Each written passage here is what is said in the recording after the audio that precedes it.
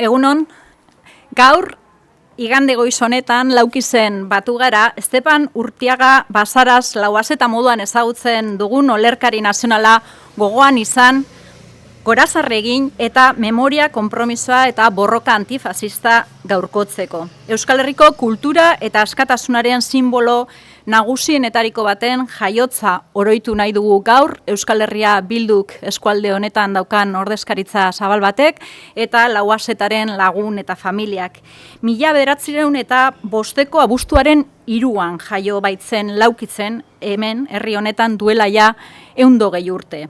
Idazle, kasetari eta euskal kulturaren aintzindari 1926ko estatu kolpe frankistaren aurrean gudari talde baten komandante izan zen Lauazeta. Fasistek Gasteizko Santa Isabel Hilerriko horman fusilatu zuten 1927ko ekainaren 25ean bere fasismoaren aurkako konpromisoagatik zehatz-mehatz eta euskal herritarra izateagatik da euskaraz bizi eta idazteagatik.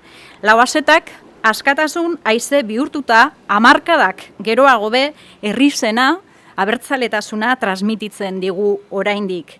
Orduko fasistek garaitu ez zuten herri baten haize bolada, askatasun haizea dabil Euskal Herrian. Testuinguru berezian iritzi zaigu gainera Lauazetaren 120. urteurren hau. Urte honetan, betetzen dira txiki eta otaegiren fusilamenduaren 50 urte. Eta baita ere, Francoren heriotzaren 50 urteak betetzen dira, eta Juan Carlos Borboikoa koroatu zuten urteurrena aurten da. Ordutik ona, ustezko transizioa hasi zen, baina transizio faltsuaren ondorioak oraindik ondo ikusten dira. Estatu autoritarioaren historia eta impunitatea ondo ezagutzen dugu Euskal Herrian.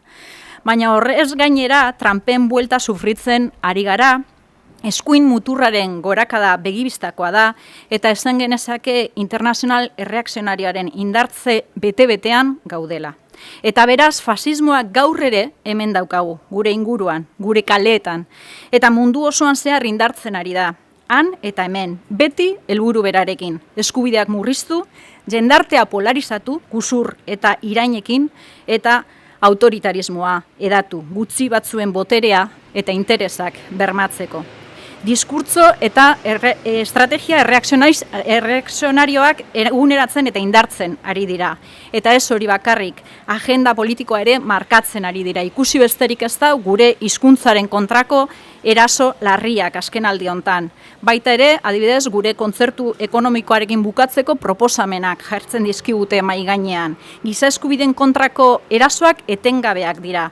Azken finean, demokrazia gutxiesten da ultraeskuinak eta indartzuenen legea besterik ez dute ulertzen. Horregaitik, borroka antifasista eguneratu eta zentroan kokatu behar dugu. Ez da hautazko kontua eta ez da paraleloan doan bigarren mailako borroka bat ere.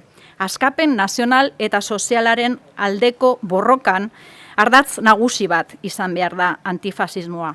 Ultraeskuina haundi egiteko gizarte isolatua, individualista eta kontzientzia ahalik eta gutxienarekin behar dute. Eta beraz, hau irauli beharra daukagu.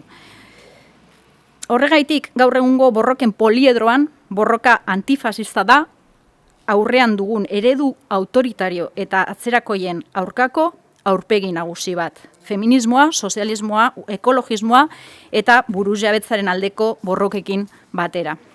Porque el fascismo también está presente hoy. Es lo que está en nuestro entorno, en nuestras calles, y se está fortaleciendo a nivel mundial con nombres distintos, pero con un mismo objetivo: recortar derechos, polarizar la sociedad con mentiras e insultos y expandir el autoritarismo para garantizar el poder y los intereses de unos pocos.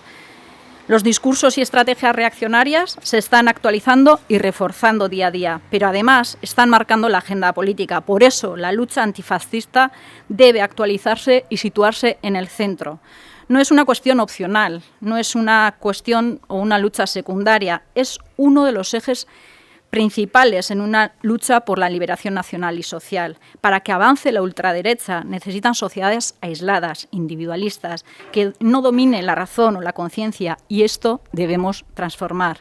Y por tanto, en el poliedro de luchas actuales, la antifascista es, junto al feminismo, socialismo, ecologismo y la lucha por la soberanía, una de las caras principales frente al modelo autoritario y reaccionario que enfrentamos. Ezkertiar eta independentista garen ontzat, konstanteak dira memoria, konpromisoa, askatasun nahia eta borroka Euskal Herriak bide barriak zabaldu ditzan. Hauek dira gure energia aurrera egiteko etorkizun hobe baten bila.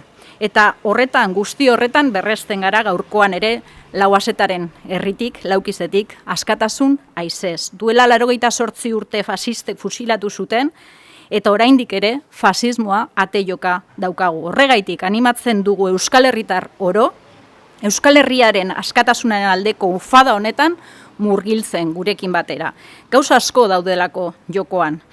Beldurtu nahi gaituzte eta geure artean etzaitu nahi gaituzte baita ere, baina ez dute lortuko, ez izan zalantzarik. Honen harira, Euskal Herria Bilduk hitzordu garrantzitsu bat izango du datorren azaroaren 22an Bilbon. Manifestaldi bat egingo dugu eta aldarrikatuko dugu alde batetik nazio gisa gure etorkizuna erabakitzeko eskubidea dugula, nekaezinak garela eta barriro be bultzatuko dugula erregimena, 78ko erregimena apurtzeko behar dugun energia guztia Bilbon batuko dugu, eta azkenik Lauazeta eta gainontzeko fasismoaren euskal biktima guztiak gogora ekarriko ditugu. Konpromiso honekin eta fasismoaren aurrean borrokatzeko beharraz guztiz konbentzituta, askatasun haizearen laguntzaz ekingo diogu 2025 urteko bigarren zatiari.